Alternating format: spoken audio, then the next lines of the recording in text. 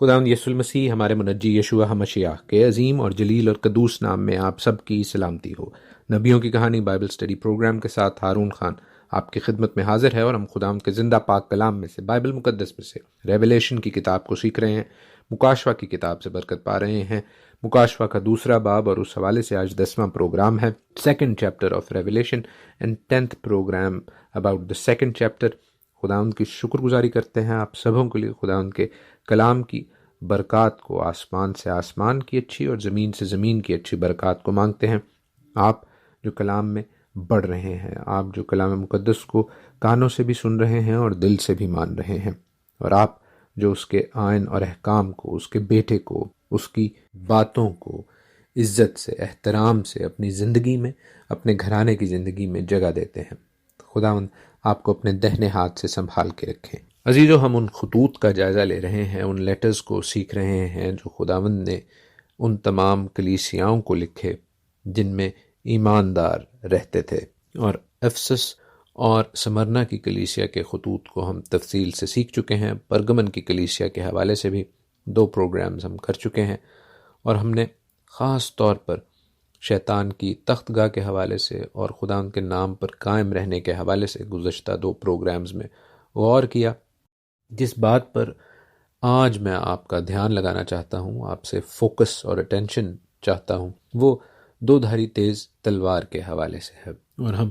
اس کے حوالے سے بھی، اور بالام کی تعلیم ماننے کے حوالے سے بھی، اور کھانے پینے کے حوالے سے بھی، اور حرام کاری کے حوالے سے جو باتیں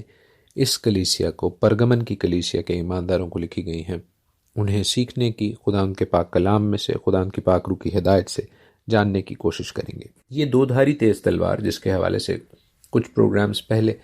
ہم افسیوں کا ریفرنس بھی یوز کر چکے ہیں، اور اس کے حوالے سے بھی کنفیوژن کو دور کر رہے تھے، لیکن یہاں پر میں ضرور اس کے حوالے سے دوبارہ بتا دینا چاہتا ہوں کہ بہت سے لوگ آج کل کی دنیا میں چونکہ پورے طور پر کلام سے واقف نہیں ہوتے، تو وہ ہاف کوکڈ سٹوریز، آدھی سچی آدھی جھوٹی کہانیوں کو، تھیولوجیز کو، ڈاکٹرنز کو سمجھے بغیر سچ مان لیتے ہیں۔ مثال کے طور پر اس 2 دھاری تیز تلوار کے حوالے سے ایک غلط ڈاکٹرن، ایک انکریکٹ تھیولوجی یہ ہے کہ یہ 2 ٹیسٹمنٹس کو، 2 عہد ناموں کو ظاہر کرتی ہے، پرانے عہد نامے کو اور نئے عہد نامے کو، جو کہ ایک بالکل غلط ڈاکٹرن ہے۔ یہ بات ذہن میں رہے کہ یوحنا جس وقت یہ خط تحریر کر رہے ہیں، ان کو نئے عہد نامے کا علم بھی نہیں ہے۔ نیا عہد نامہ اس کے بھی قریباً 100-150 سالوں کے بعد کچھ شکل پکڑتا نظر آتا ہے۔ اس حوالے سے جب ہم نے گزشتہ اپنی اسٹڈی کی تھی، تو میں نے آپ کو وکٹورینس اور جیروم کے حوالے سے، جو کہ ارلی چرچ فادر ہیں، مختلف ان کی جو تھیوریز ہیں، لاجکس ہیں، ڈاکٹرنز ہیں، وہ بتائی تھی۔ ان کا مختصر، ان کا بریف جو آؤٹ کم ہے، کنکلوژن ہے، وہ یہ تھا کہ دراصل یہ خداوند کی فضل کو، گریس کو، اور خداوند ہی کی ججمنٹل نیچر کو ظاہر کرتی ہیں، خداوند کے فضل کو بھی اور خداوند کی انصاف کرنے کی صلاحیت کو۔ کیونکہ دیکھیں، اگر یہ صرف فضل ہو تو ہم جانتے ہیں کہ فضل جو ہے وہ بچاتا ہے، لیکن 16ویں آیت میں خداوند اس تلوار سے لوگوں کے ساتھ لڑنے کا اندیہ بھی دے رہے ہیں، تو یہ صرف فضل نہیں ہو سکتا۔ فضل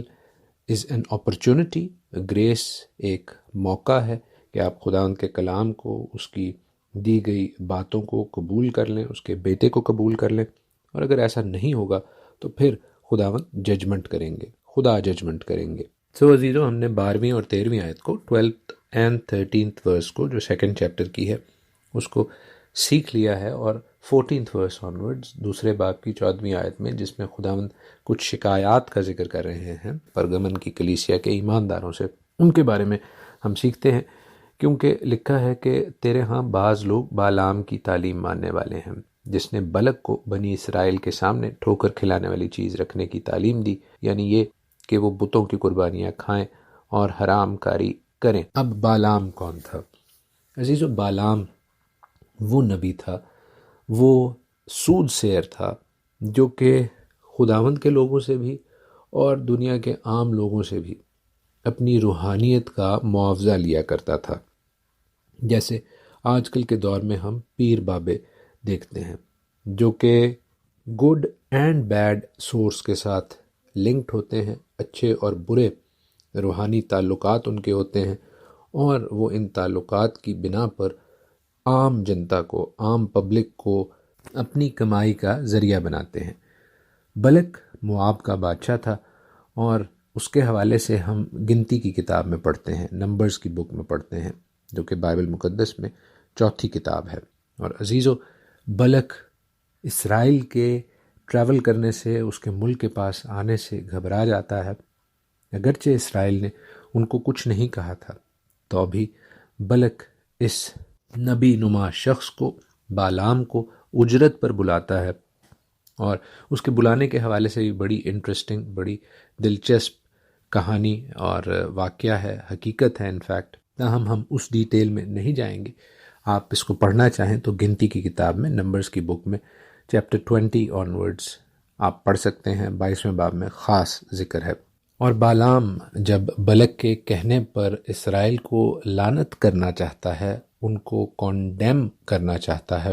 تاکہ وہ جنگ میں موابیوں سے شکست کھائیں، تو ہم دیکھتے ہیں کہ خداوند اسے ایسا کرنے نہیں دیتے۔ اپنی قوم کے لیے وہ بالام کے منہ میں بھی برکت ڈال دیتے ہیں۔ اور جب آپ پڑھیں گے تو آپ کو علم ہوگا کہ 3 دفعہ ایسا ہی ہوتا ہے۔ بالام چاہنے کے باوجود بھی اسرائیل پر لعنت نہیں کر سکتا۔ اینڈ دیٹ شوز، یہ واقعہ، یہ حقیقت اس بات کی غمازی کرتی ہے کہ عزیزو، اگر ہم خداوند میں جڑے ہوئے ہیں، اس کے بیٹے سے، اس کے زندہ کلام سے جڑے ہوئے ہیں، تو ہمارے خلاف برے الفاظ بھی کوئی اہمیت، کوئی حقیقت نہیں رکھتے۔ ہاں، البتہ جو ان برے الفاظ بولنے والوں کا، برا الفاظ سوچنے والوں کا اور برا الفاظ سننے والوں کا ساتھ دیتے ہیں، ان کا حال بالام جیسا ہی ہو جائے گا۔ ان کا حال خداوند کے سب مخالفوں جیسا ہی ہو جائے گا، جن کا انجام مزبلہ کی مٹی اور خاک ہے۔ بٹ وی نو دس، اس کے باوجود ہمیں اس چیز کا علم ہے کہ چونکہ بالام نے پیسے لیے ہوئے تھے، اجرت لی ہوئی تھی، تو اس نے کہا کہ میں ان پر لعنت تو نہیں کر سکتا، لیکن ان کو پھنسانے کا ایک طریقہ، ان کو نیچا گرانے کا ایک طریقہ، ان کو ان کے خدا سے دور کرنے کا ایک طریقہ ضرور تجھ کو بتاتا ہوں، کہ اپنی بیٹیوں کو، اپنی لڑکیوں کو، موابی عورتوں کو بھیج، جو جا کر اسرائیل کے لوگوں کے دلوں کو اپنی جانب مائل کریں، اور وہ ان کے ساتھ مل کے غیر خداؤں کی، یعنی اسرائیل کے خدا کو چھوڑ کے باقی خداؤں کی پرستش کرنے لگیں، ان کے سامنے جھکنے لگیں، ان کی سی حرکتیں کرنے لگیں۔ اور جب وہ ایسا کریں گے تو اسرائیل کا قدوس اپنے راست باز ہونے کی وجہ سے، اپنے رائچس جج ہونے کی وجہ سے اپنی قوم کو سزا دے گا، اور تو جیت سکتا ہے۔ اور عزیزو، جب آپ اس واقعے کو پڑھیں گے تو آپ کو علم ہوگا کہ ایسا ہی ہوتا ہے۔ اسرائیلی قوم جو ہے وہ اس پھندے کا شکار ہو کر غیر خداؤں کے سامنے جھکنے لگتی ہے، ان کے سامنے جو خوراک دی جاتی تھی اس کو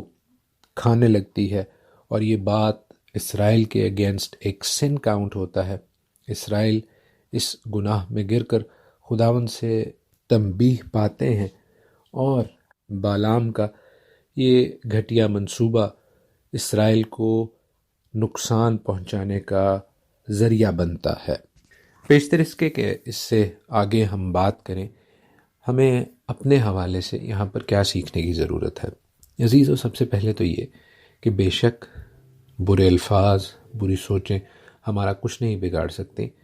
بشرطے کہ اگر ہم خداوند کے ساتھ چلتے ہیں، اگر ہم خداوند کو چھوڑتے ہیں، اگر ہم خداوند کی پرستش کو ترک کر کے غیر خداؤں کی جانب اپنی توجہ مبذول کراتے ہیں، غیر خداؤں سے جڑتے ہیں، دانستہ یا نادانستہ، انٹینشنلی اور ان انٹینشنلی، تو ہمیں ان برے الفاظ کی، برے پلانز کی، برائیوں میں گرنے سے کوئی نہیں روک سکتا، کیونکہ ہم نے خداوند کو ترک کر دیا ہے۔ خدا نہ کرے کہ ہم ایسا کریں، لیکن اس واقعے سے، اس حقیقت سے ہمیں آشنا ہونے کی، سمجھ رکھنے کی ضرورت ہے۔ اب آ جاتے ہیں ہم اس واقعے کی جانب جو بالام کی گھٹیا پلاننگ، گھٹیا سوچ کا نتیجہ تھا، جس سے اسرائیل خداوند یہوہ خدا سے ڈائیورٹ ہو کے، ڈائیگریس کر کے دوسرے خداؤں کی جانب گیا اور ان کی جو خوراک تھی، ان کے ساتھ ریلیٹڈ جو ریچولز تھے، ان کا حصہ بنا۔ یہ کیوں ضروری ہے کہ ہم خداوند کے ساتھ جڑے رہیں؟ یہ کیوں ضروری ہے کہ ہم پاک اور ناپاک خوراک کے حوالے سے خداوند کے کلام کی باتوں کو، جو خاص طور پر احبار کے 11ویں باب میں لکھی ہیں، اس کو منوان مانیں؟ اس لیے عزیزو کہ خداوند اپنے کلام کی قدر کرتے ہیں، خداوند اپنے احکام کی، اپنے منہ کی باتوں کی قدر کرتے ہیں۔ اور اگر وہ یہ کہتے ہیں کہ غیر خداؤں کو دی جانے والی خوراک، ان کے ساتھ لنکڈ جو فوڈ ہے، وہ ہمیں بھی ناپاک کر دے گی، تو یہ ایک حقیقت ہے، یہ ایک حکم ہے، یہ ایک باپ کا اپنی اولاد کے لیے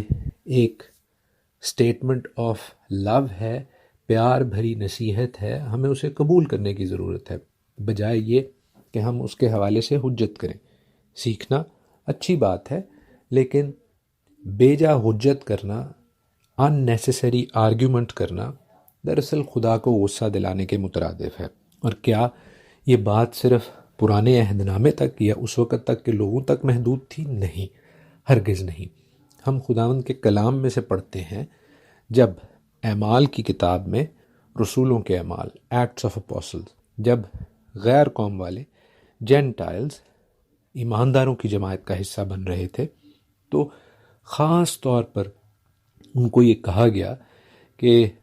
پہلی سٹیپ ختنہ نہیں ہے۔ ختنے کے حوالے سے you will learn later on, آپ اس کے حوالے سے سیکھیں گے،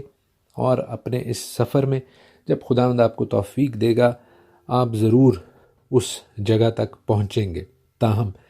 پہلی 4 چیزیں جو بڑی واضح طور پر یروشلم کی کلیسیا نے، جو کہ پطرس اور یعقوب کی لیڈرشپ میں موجود تھی، انہوں نے واضح طور پر کلیئرلی پولوس کے ذریعے، برنباس کے ذریعے، جو کہ غیر قوموں میں خداوند کے کلام کی منادی کرنے کے حوالے سے بڑے ایونجلسٹس تھے، ان کے تھرو تمام لوگوں میں پھیلا دی کہ آپ نے یہ 4 چیزیں فوراً کرنی ہیں۔ اگر تو آپ غیر قوم میں سے، جینٹائلز میں سے ایمانداروں کی جماعت کا حصہ بن رہے ہیں، تو these 4 things you must do straight away۔ پہلی چیز، اور وہ کیا ہے کہ بتوں کی مکروہات سے، حرام کاری سے، گلا گھوٹے ہوئے جانوروں سے اور لہو سے پرہیز کریں۔ میں ان کو پھر دہرائے دیتا ہوں۔ بتوں کی مکروہات، جو بتوں کے لیے، دوسرے خداؤں کے لیے چڑھاوے ہوتے ہیں، قربانیاں ہوتی ہیں، ان کی مکروہات سے بچیں، حرام کاری سے بچیں، سیکشول اموریلٹی سے بچیں، گلا گھوٹے ہوئے جانوروں سے بچیں، ان جانوروں سے بچیں جو کہ مردار ہیں، اور لہو سے پرہیز کریں، ان جانوروں کی خوراک سے بھی بچیں جن میں زندگی ہے، جن کو صحیح طور پر لہو جن کا ڈرین نہیں کیا گیا۔ ان باتوں کا ذکر ہم اعمال کے 15ویں باب کی 20ویں آیت میں پڑھتے ہیں، اور پھر 29ویں اور 30ویں آیت میں بھی پڑھتے ہیں۔ Acts of Apostles chapter 15 verse 20 and then verse 29۔ اور ہم خداوند کی شکر گزاری کرتے ہیں کہ خداوند کا کلام ان سنک ہے، شروع سے آخر تک ایک دوسرے کی نفی نہیں کرتا، بلکہ ایک دوسرے کے ساتھ جڑا ہوا ہے۔ یہاں پر پرگمن کی کلیسیا میں خداوند کیا کہہ رہے ہیں کہ کچھ ایسے لوگ ہیں جو بلعام کی طرح، اس جھوٹے نبی کی طرح، اس پیر بابے کی طرح پرگمن کی کلیسیا کے لوگوں کو کہہ رہے ہیں کہ خوراک کے حوالے سے ہمیں کلام مقدس کی پرانی باتوں کو ماننے کی ضرورت نہیں ہے، اب ہم ماڈرن ہو گئے ہیں، اب ہمیں ماڈرن ٹیکنالوجی کو سمجھنے کی ضرورت ہے،